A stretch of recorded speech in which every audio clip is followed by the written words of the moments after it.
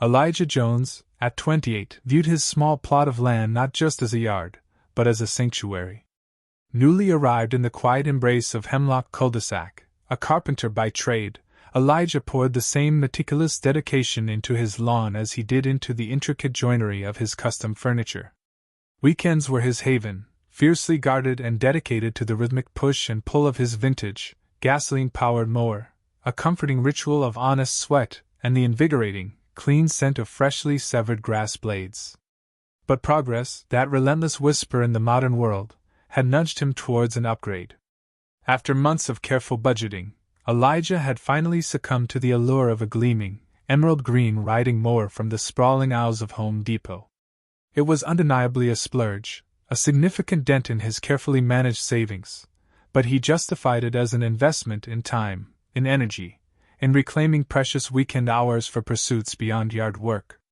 The morning he liberated the behemoth from its cardboard confines, a childlike exhilaration surged through him, a visceral echo of Christmases long past. He meticulously devoured the instruction manual, each page a step closer to mastery, each diagram a promise of effortless lawn care. He measured the oil with painstaking precision, carefully poured in the gasoline, the metallic tang of fumes momentarily filling his garage, and even buffed the glossy green paint with a soft cloth until it shimmered under the weak morning sun filtering through his garage window. Sinking into the molded plastic seat for the first time, his hands gripping the cool, textured steering wheel, a wide, unrestrained grin spread across his face. This is it, he thought, a low hum of anticipation vibrating in his chest, a quiet promise of suburban bliss. No more aching back, just smooth, effortless stripes of perfect green. His reverie, however, was abruptly shattered. Not by a gentle sound, a polite interruption, but by a resonating thwack that seemed to vibrate through the very foundations of his small house. From next door, Agnes Moreau, a woman whose age was an enigma, perpetually suspended somewhere between late middle age and unsettlingly preserved, emerged onto her meticulously sculpted, almost unnaturally green lawn. Agnes was a study in contrasts. Designer sunglasses, perched precariously atop a meticulously coiffed, helmet-like blonde hairdo, a skin-tight tennis outfit that seemed to defy gravity and good taste, and an aura of perpetual indignation clinging to her like a cloud of cheap hairspray. She was, to put it mildly, a neighborhood fixture, infamous for her bottomless well of petty grievances and a simmering resentment that seemed to target anyone who dared to breathe within her perceived property lines. Whispers circulated amongst the more established residents, hushed tales of past disputes, of complaint letters filed with the HOA over everything from the angle of garden gnomes to the perceived audacity of children playing tag after 7 p.m. Always, Agnes positioned herself as the aggrieved party, the delicate victim besieged by the boorishness of the modern world, a carefully crafted performance that masked the core of granite-hard entitlement. As Elijah engaged the mower, the engine coughed, sputtered, and then roared to life, settling into a steady, low-frequency rumble. It was a pleasant sound, he thought, the mechanical heartbeat of suburban industry, no louder than the distant drone of traffic on the main road, certainly no more intrusive than the leaf blowers Agnes employed with almost military precision every Thursday morning. But within what felt like mere seconds, Agnes's pristine, white-painted front door flew open with the violent force of a slammed fist. Her face, normally carefully composed in a mask of strained suburban civility, was now contorted into a grotesque mask of incandescent, almost theatrical rage. A thick vein throbbed visibly in her temple, a pulsating blue worm beneath her carefully applied makeup. Heels clicking with sharp, angry staccato against the pristine white walkway, she marched with unnerving purpose across the invisible property line, brazenly trespassing onto Elijah's freshly seeded, still tender lawn. She planted herself directly, defiantly, in the path of the advancing mower, a fleshy, floral-clad roadblock of simmering fury and suburban entitlement. Elijah's foot slammed down instinctively on the brake pedal, the sudden deceleration throwing him forward against the steering wheel, the engine sputtering, protesting, and finally dying with a disgruntled sigh. "What in the hell do you think you're doing?" she shrieked, her voice a high-pitched, grating whine that seemed designed to shatter glass, each word carefully enunciated. dripping with a venomous disdain that felt intensely, personally targeted. Elijah cut the engine completely, the sudden silence amplifying the frantic pounding of his own heart against his ribs. He wrestled off his noise-canceling headphones, the previously peaceful hum of the summer afternoon now irrevocably tainted by the shrill, discordant edge of Agnes's manufactured outrage. "I'm mowing my lawn, ma'am," he replied, his voice deliberately calm, carefully even, though a cold knot of apprehension twisted in his stomach, tightening with each passing second. He could taste the metallic tang of adrenaline flooding his mouth, the air suddenly feeling thick and heavy. Agnes folded her arms across her ample chest, her posture rigid, confrontational, her gaze magnified and distorted by her oversized, mirrored sunglasses, boring into him like twin laser beams. "Do you have any idea?" she hissed, each word a carefully aimed dart. "How utterly obnoxious that contraption is." She spat the word contraption, with undisguised contempt. "The noise is simply barbaric. It's rattling my windows, giving me a migraine. I swear I can feel my fillings vibrating. Frankly," she concluded, her voice rising another octave, "it's completely inconsiderate." Her nostrils flared, and a faint tremor, whether from genuine agitation or meticulously crafted performative outrage, ran through her body, rippling through her taut tennis whites. Elijah couldn't, and frankly didn't care to, discern the difference. Elijah took a deep, steadying breath, the faint, almost ghostly scent of cut grass doing little to soothe his rapidly escalating unease. "Ma'am, it's midday. It's Saturday. It's lawn mowing time. I'm just trying to take care of my property. I'm not breaking any noise ordinances." He gestured towards the silent, docile mower, a harmless machine suddenly rendered menacing, almost monstrous, by the sheer force of her irrational, incandescent fury. Agnes's laugh was sharp, brittle, utterly devoid of humor, a sound that grated on the nerves like fingernails scraping down a chalkboard. "Ordinances?" she scoffed, the word dripping with condescension. "This, young man, is about common decency. Common courtesy. Something you—" She paused, her gaze sweeping over him with dismissive contempt, lingering for a moment on his worn work boots, his faded jeans. "Clearly know absolutely nothing about. If you—" she emphasized the word, her voice rising another notch. "Don't turn that thing off right now, I am calling the police. And I will be filing a formal complaint with the HOA. And," she added, her eyes narrowing to malevolent slits behind the dark lenses, "I'll have you know, I have connections." The word connections hung in the air, heavy with unspoken threats and suburban power plays. Elijah blinked, momentarily stunned, almost speechless, by the sheer, breathtaking absurdity of the escalating situation. Call the police? For mowing my lawn? It was ludicrous, utterly, laughably ridiculous. Yet, the chilling certainty in her voice, the unwavering conviction in her eyes, sent a sudden, unexpected shiver of unease snaking down his spine. "You're really going to call the cops about this?" he asked, incredulity coloring his tone, a disbelief that bordered on bewildered amusement. Agnes's lips, painted a vivid, almost cartoonish shade of crimson, curled into a thin, triumphant smile, a predatory gleam flickering behind her dark sunglasses. "Oh, yes," she purred, the word laced with smug self-assurance, a quiet satisfaction in her escalating power play. "I most certainly am." She reached into her oversized, designer handbag, a gesture as deliberate and theatrical as everything else about her, with a flourish worthy of a stage actress. She produced her phone, a sleek, expensive device that seemed jarringly incongruous with her escalating hysteria. Her perfectly manicured fingers, adorned with glittering rings, stabbed aggressively at the screen, her voice rising another octave, becoming shrill, almost hysterical, as she barked into the receiver. "Yes, police?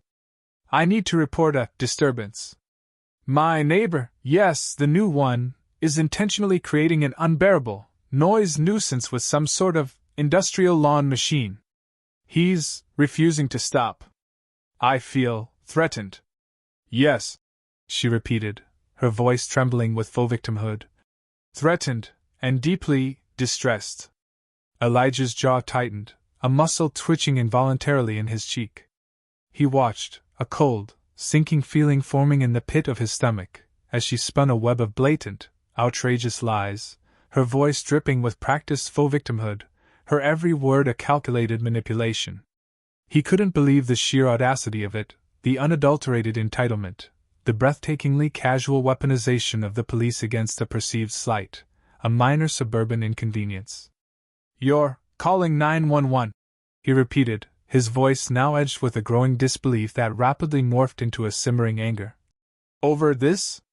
Agnes snapped her phone shut with a sharp, satisfied click, the sound echoing unnervingly in the sudden quiet.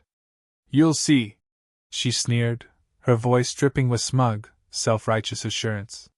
"You'll see what happens when you try to disrupt the peace in my neighborhood." She emphasized the word "my" with a chilling, almost territorial possessiveness, as if Hemlock Cul-de-sac was her personal fiefdom, and Elijah a trespassing interloper.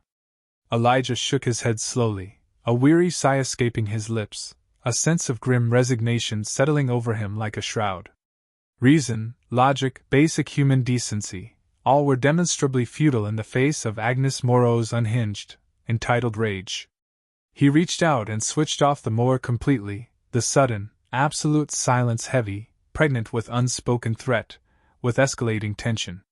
He would wait for the police to arrive, confident in his innocence, certain that any rational officer would see through Agnes's transparent charade. Yet, despite his outward composure, a cold prickle of unease remained, a nagging premonition that this wasn't just about noise complaints, about lawn care disputes. It was about something else, something deeper, something colder, radiating from Agnes like a palpable chill, a subtle undercurrent of something darker, something more insidious, lurking beneath the surface of her performative outrage. As he stood there, waiting in the strained silence, the full, unsettling weight of the situation began to press down on him, a heavy cloak of unease. It wasn't just about the lawn, not anymore. It was about something else, something unspoken, something that resonated in the subtle shift in Agnes's gaze, the barely perceptible curl of her lip, the almost imperceptible narrowing of her eyes. He caught a fleeting, dismissive glance, a flicker of something ugly, something deeply prejudiced, in her eyes that had nothing at all to do with lawnmowers, noise levels, or suburban etiquette, and everything to do with the color of his skin, the texture of his hair, the very fact of his presence in her pristine, meticulously curated, and it now became chillingly clear, deeply segregated neighborhood. The dawning realization hit him with the force of a physical blow, a cold, sickening understanding of the true, venomous nature of her hostility, the ugly, unspoken prejudice simmering beneath the surface of her entitled outrage. The police cruiser arrived with a silent, almost ghostly flash of blue and red lights, its sudden presence a stark, unwelcome intrusion into the quiet, once peaceful suburban street. 2 officers emerged, their expressions carefully neutral, their movements deliberate and measured, their very presence radiating an aura of calm authority amidst the escalating suburban drama. Agnes, seizing her moment, launching into her meticulously rehearsed performance the instant they stepped onto the pavement, her voice rising to a theatrical crescendo. Her voice trembled, her hands fluttered dramatically to her chest, her performance worthy of an Oscar nomination. "Oh, thank goodness you're here!"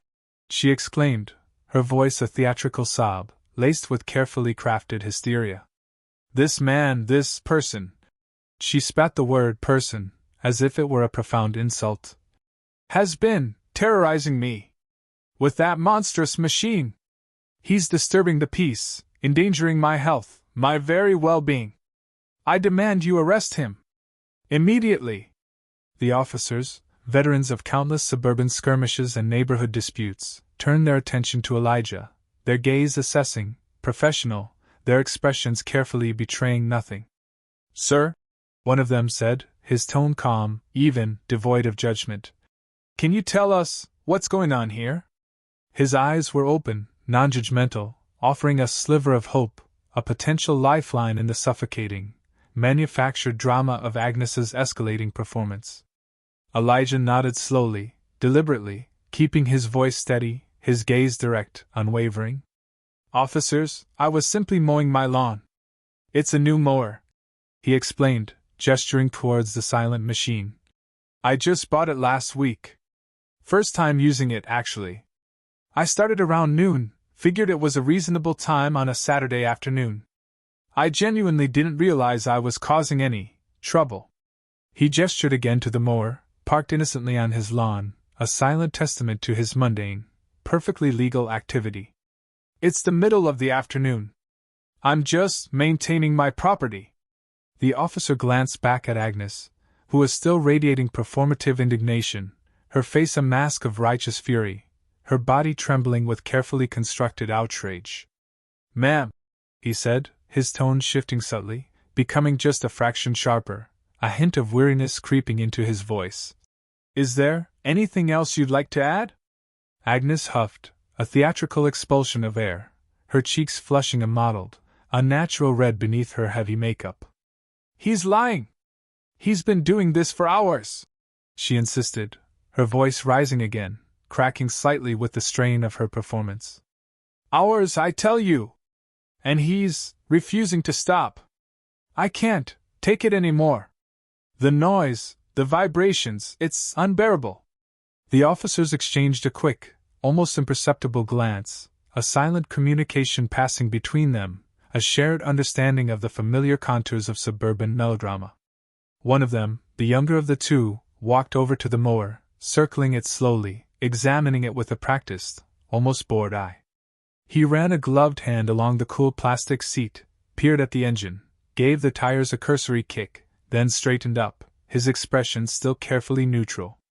"This is a standard residential riding mower, ma'am," he stated, his voice flat, devoid of inflection, the tone of someone reciting well-worn facts.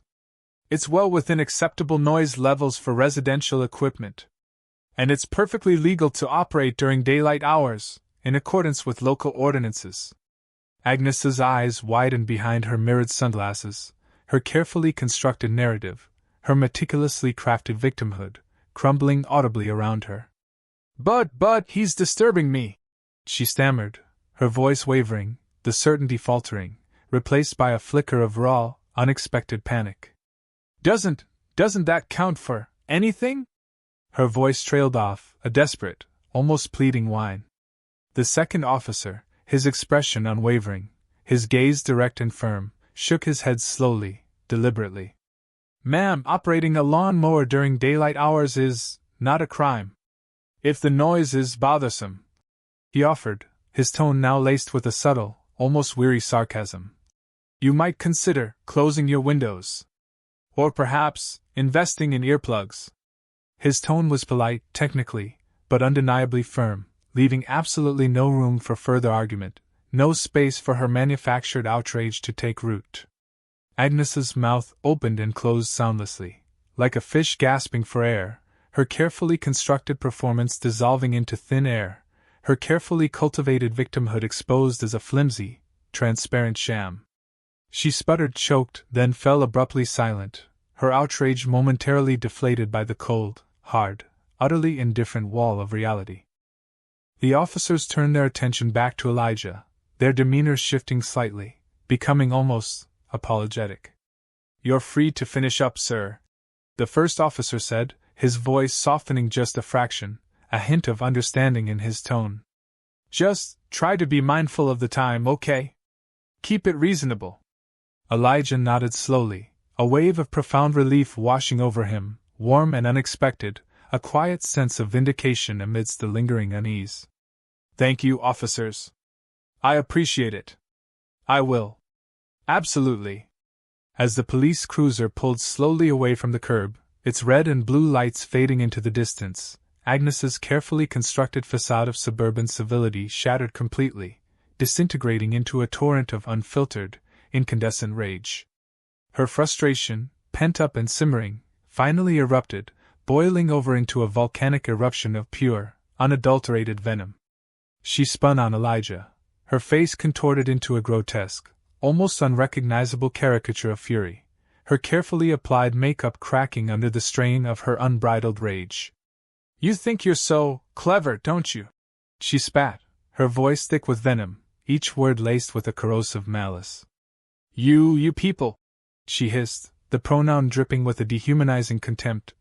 You think you can just move in here, into my neighborhood, and do whatever you want? You're nothing but trash. The word hung in the air, heavy with unspoken prejudice, dripping with a venomous disdain. You're beneath me. She punctuated each word with a sharp, stabbing finger pointed directly at Elijah's chest. If you, she hissed, her voice trembling with barely suppressed fury, ever mow this lawn again, you will regret the day you ever set foot in this neighborhood. The word neighborhood was laced with a possessive, exclusionary malice, transforming it into a weapon, a territorial marker, a line drawn in the sand. Elijah stared at her, momentarily paralyzed, the full, brutal force of her racism, her naked prejudice, hitting him with the force of a physical blow. The casual cruelty, the dehumanizing venom dripping from her words, the blatant, unapologetic hatred in her eyes, left him speechless, breathless, momentarily hollowed out.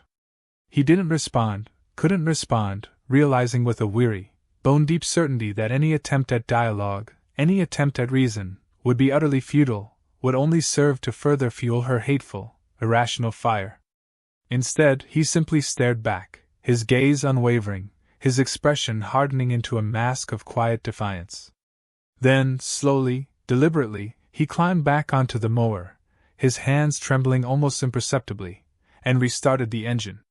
The familiar rumble, once a sound of promise, of suburban satisfaction, now vibrated with a different, far more complex resonance, a defiant hum against the ugliness of prejudice, a quiet act of resistance against the suffocating weight of hate. He finished mowing his lawn, each pass of the blades a small, silent act of protest, a quiet, unwavering assertion of his fundamental right to exist, to belong, to simply care for his own small patch of earth, in the face of such unreasoning, visceral hostility. Later that evening, the lingering chill of the encounter still clung to him, an invisible residue of Agnes's venomous words. Beatrice's racist slurs, her dehumanizing pronouncements, echoed in his mind, a toxic whisper that threatened to poison the quiet satisfaction he usually derived from a day's honest work in his yard. The injustice of it burned within him, a slow, simmering ember of anger and a deep, unsettling sense of vulnerability. He had done absolutely nothing wrong, yet he had been made to feel like a criminal, an unwelcome intruder, an unwanted presence, simply because of the immutable, undeniable fact of the color of his skin. The casual, ingrained racism of her threats, the dismissive contempt in her voice, left him feeling shaken, exposed, profoundly vulnerable in his own home. Driven by a gnawing unease, a deep-seated need to understand the source of Agnes's venom, to perhaps find a way to protect himself from her escalating hostility, Elijah found himself hunched over his laptop, late into the night, searching Agnes Moreau's name in the cold, impersonal vastness of the Internet. He sifted through public records, local news archives, obscure online forums, digging into the digital detritus of her past, searching for some explanation, some clue to the source of her unreasoning rage. What he eventually unearthed, buried deep within the digital shadows, sent a fresh, even more chilling wave of cold dread washing over him, leaving him breathless and profoundly disturbed. Agnes Moreau had a history. A history that extended far beyond petty neighborhood squabbles and inflated noise complaints. A history that hinted at something far darker, far more disturbing, lurking beneath the veneer of suburban respectability. He found fragmented articles, redacted court records, whispered online accusations. Inappropriate behavior with minors. Certified predator. Sentenced, serve time. Elijah's breath hitched in his throat, a strangled gasp escaping his lips. He scrolled through the fragmented details, the clinical, detached language of the redacted reports painting a chilling, horrifying picture of calculated manipulation, systematic abuse, and predatory behavior. The woman who had just hurled racist insults at him, who had falsely, maliciously accused him to the police, was not just a neighborhood nuisance, not just a petty suburban tyrant. She was, according to these chillingly clinical records, demonstrably dangerous. A genuine, documented threat to the safety and well-being of others, a certified predator lurking within the seemingly placid confines of Hemlock cul-de-sac. He printed out copies of everything he could find, the fragmented news articles, the redacted court documents, the whispered online accusations, compiling them into a thick, manila folder, the tangible weight of the paper a chilling counterpoint to the intangible dread that now settled deep in his bones. If Agnes escalated, if she dared to make good on her veiled threats, if she attempted to further harass or intimidate him, he would be ready. He would have the truth, however fragmented, on his side, a shield against her escalating malice. Beyond the practical preparations, the gathering of evidence, Elijah knew he needed to brace himself emotionally, to prepare for the inevitable next confrontation. He knew, with a chilling, almost preternatural certainty, that this wouldn't be the end of it. Agnes Moreau, a woman demonstrably unaccustomed to being challenged, to having her authority questioned, wouldn't simply back down. She would likely retaliate, her wounded pride and exposed malice fueling a renewed, even more dangerous aggression. He spent the rest of the evening practicing slow, deliberate breathing exercises, attempting to center himself, to ground himself in the face of the rising tide of anxiety. He mentally rehearsed potential scenarios, carefully crafting measured responses, visualizing how to remain composed, how to respond with calm, unwavering words, how to stand his ground, to assert his rights, without succumbing to the corrosive pull of anger or the paralyzing grip of fear. He repeated to himself, again and again, a quiet mantra of self-affirmation: I have done nothing wrong. I have every right to be here. I have every right to maintain my home. I have every right to live my life in peace. Sitting alone at his kitchen table, the folder of damning documents heavy in his hands, a new, unexpected feeling began to solidify within him, pushing back against the fear, the vulnerability, the simmering anger, resolve. A quiet, steely determination began to take root, pushing back against the encroaching darkness. He wouldn't be intimidated. He wouldn't be bullied. He wouldn't allow Agnes Moreau, a demonstrably dangerous woman, to dictate his life, to steal his peace, to erode his fragile sense of belonging in this quiet, deceptively placid suburban enclave. The next time she confronted him, and he knew, with chilling certainty, that there would be a next time, he would be ready. Not with anger, not with aggression, not with the descent into her own toxic level, but with the unwavering, undeniable power of truth, of documented reality, a shield against her lies, a weapon against her malice. The following weekend dawned bright and deceptively clear, the air thick and heavy with summer humidity, promising another sweltering day. Elijah woke with a quiet, almost grim determination. He would finish what he'd started. He would reclaim his weekend, reclaim his yard, reclaim his peace of mind. He knew, with a chilling certainty, that Agnes Moreau would likely reappear, a gathering storm cloud on his carefully planned, sun-drenched Saturday morning. But this time, he was prepared. He had knowledge on his side, truth as his weapon, and a quiet, unwavering resolve hardening in his heart. As he wheeled the emerald-green mower out of the garage, the sunlight glinting off its polished paint, and fired up the engine, the familiar rumble filling the morning air, he kept a watchful, almost predatory eye fixed on Agnes's house, his senses on high alert, braced for the inevitable confrontation. He wasn't surprised, not in the least, when, within minutes, her pristine white front door slammed open with the force of a gunshot, and she emerged, a figure of tightly wound, incandescent fury, stalking across her manicured lawn and onto his, her every movement radiating an aura of escalating rage, a storm front gathering on the horizon of his carefully constructed peace. "I told you!" she shrieked, her voice shrill and piercing, cutting through the low hum of the mower engine like a shard of shattered glass. "I told you not to mow this lawn again!" Elijah immediately cut the power, the mower blades whirring to a slow, protesting stop, the engine sputtering into silence. He removed his noise-canceling headphones, meeting her escalating rage with a calm, steady gaze, his posture betraying no outward sign of fear, only a quiet, unwavering resolve.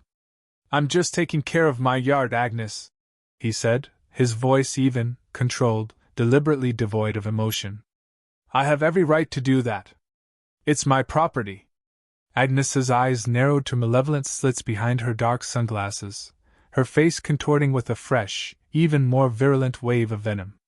She pointed a trembling, accusatory finger at him, her voice rising to a hysterical, almost unintelligible pitch.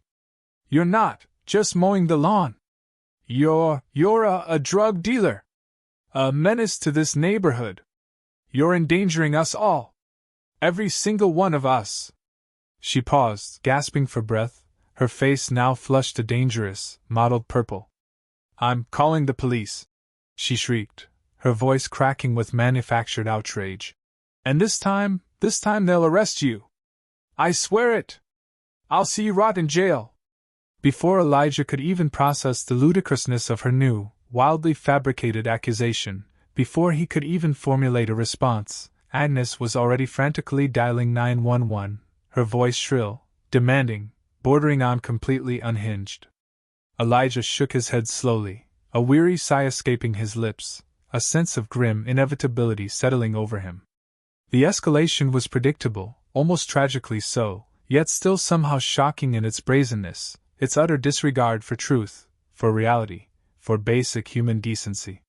He reached into the small storage compartment of the mower, his fingers brushing against the reassuringly solid weight of the manila folder he had prepared, his shield, his weapon, his truth. He pulled it out, holding it calmly in his hand, the documents a silent, potent counterpoint to Agnes's escalating hysteria, as they both waited, suspended in a tableau of suburban confrontation, for the inevitable, unwelcome arrival of the police. Agnes continued her increasingly unhinged tirade, her accusations growing wilder, more incoherent, more detached from reality, her voice cracking with a manufactured outrage that bordered on complete delusion. When the police cruiser finally pulled up, sirens silent this time, its arrival somehow feeling both inevitable and deeply unwelcome, Agnes rushed towards the officers, a whirlwind of fabricated distress, her performance now reaching its peak of theatrical hysteria. "Thank goodness you're here!" she cried, her voice a frantic, desperate plea, her hands fluttering dramatically to her chest. "This man! This criminal! He's a drug dealer! He's threatening me! He's a danger to this entire neighborhood! You have to arrest him! Right now! Before he hurts someone!" The officers, their expressions now betraying a weariness that bordered on open skepticism, turned their attention to Elijah, their gaze shifting from Agnes's theatrical display to his calm, composed demeanor. "Officers," Elijah said, his voice clear, steady, cutting cleanly through Agnes's hysterical pronouncements. "I'd like to show you something." He extended the manila folder towards them, offering it with a quiet, confident gesture. "This woman," he stated, his voice unwavering, "has a history. A long history of making false accusations. She's a convicted predator. She has a documented criminal record," he emphasized the words, "for inappropriate behavior with minors.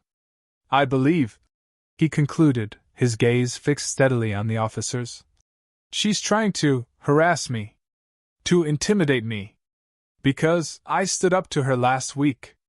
Agnes's face, already flushed and contorted, drained of color, turning a sickly, ashen gray as the officers opened the folder, their expressions hardening as they began to review the damning documents contained within. Her carefully constructed mask of victimhood finally, irrevocably dissolved, revealing the raw, terrified panic beneath. "That's not true!" she shrieked, her voice rising to an even more hysterical pitch, lunging towards Elijah with surprising force, her fingers clawing at the air in a desperate, futile attempt to snatch the incriminating folder from the officer's grasp. "He's lying! He's lying! He's trying to ruin my life!" The officers, their training kicking in, stepped swiftly, decisively, between them, their expressions hardening further as they rapidly scanned the contents of the folder, absorbing the stark, undeniable truth of Agnes's documented past. "Ma'am," one of them said, his voice now cold, authoritative, devoid of any pretense of politeness, "these documents appear to be legitimate." He glanced up at Agnes, his gaze unwavering, accusatory. You need to calm down. And stop making false accusations. Now. Agnes's hysteria, fueled by desperation and the dawning realization that her carefully constructed web of lies was finally, irrevocably unraveling, reached a fever pitch. You can't believe him! She screamed, her voice cracking with raw desperation, tears streaming down her face, blurring her makeup into a grotesque, clownish mask. He's a liar! A criminal! He's… Her voice dissolved into a choked sob, her carefully constructed world collapsing in on itself, a house of cards finally exposed to the harsh winds of reality. The officers, now fully aware of the true, disturbing nature of Agnes Moreau's character, her documented history of manipulation and abuse, issued her a stern, formal warning, their voices devoid of sympathy, laced with undisguised contempt. Ma'am, making false accusations, especially to law enforcement, is a crime. If you continue this behavior, you could face serious charges yourself. But Agnes, lost in the swirling vortex of her own unraveling delusion, was beyond reason, beyond any semblance of rational thought. In a final, desperate, utterly irrational act of rage, fueled by years of unchecked entitlement and a lifetime of manipulative control, she lunged at Elijah, her hands clawing at the air, her eyes wild with uncontrolled fury, her carefully manicured nails extended like talons, aiming for his face. The officers reacted instantly, their movements swift, practiced, efficient. In a blur of motion, they tackled her to the ground, their combined weight effectively subduing her hysterical flailing. Within seconds, handcuffs, cold and unforgiving, were snapped onto her wrists, the metallic click echoing through the suddenly silent suburban street. You're under arrest, one of the officers stated, his voice cold, official, utterly devoid of emotion. For assault and making false reports to law enforcement. No! You can't do this to me! Agnes screamed, her voice a raw, animalistic wail of despair, tears streaming down her face, her carefully constructed world finally, irrevocably, shattering into a million irreparable pieces. I'm the victim here! She shrieked, her voice cracking with desperation, her performance reaching its tragic, farcical climax. He's the one who should be arrested! Not me! A spontaneous ripple of applause, hesitant at first, then growing in volume and intensity, broke out from the small crowd of neighbors who had cautiously gathered to witness the unfolding suburban drama, their faces a mixture of shock, relief, and a quiet, long-suppressed sense of vindication. Good riddance! Someone shouted from the back of the small crowd, their voice laced with undisguised satisfaction. We've been waiting for this day for years! Elijah watched in stunned silence as the police cruiser, Agnes Moreau's fading screams echoing within its confines, pulled away from the curb, disappearing down the quiet street.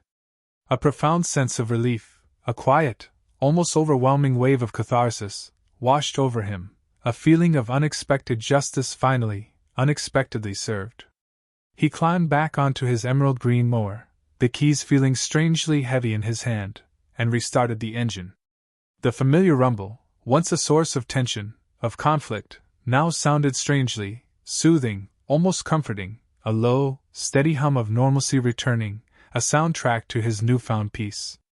Later that evening, as the sun dipped below the horizon, painting the sky in hues of orange and purple, Elijah found himself surrounded by his neighbors, an impromptu, almost celebratory gathering spilling out onto the cul-de-sac, a spontaneous eruption of long-suppressed relief and shared camaraderie. Laughter, genuine and unburdened, filled the warm evening air, stories of Agnes Moreau's past transgressions, her petty tyrannies, her years-long reign of suburban terror, traded like celebratory toasts, each anecdote eliciting a fresh wave of relieved laughter. A palpable sense of gratitude hung heavy in the air, a shared sense of liberation from a long, oppressive shadow that had finally, miraculously, lifted. As the twilight deepened, casting long shadows across his neatly mowed lawn, the scent of freshly cut grass mingling with the aroma of grilling burgers and the sound of children's laughter, Elijah stood in his driveway, a quiet, almost profound sense of pride swelling in his chest. He had stood up to injustice, to prejudice, to outright malice, not with anger, not with aggression, but with quiet dignity, with unwavering resolve, with the unexpected, undeniable power of truth and documented reality. Agnes Moreau's long, oppressive reign of terror was finally, definitively over. Hemlock Cul-de-sac could finally, truly, breathe easy. The sound of laughter, genuine, unburdened, and joyful, echoed through the quiet streets, a joyful symphony celebrating a new chapter, a new beginning, for their small, tight-knit community.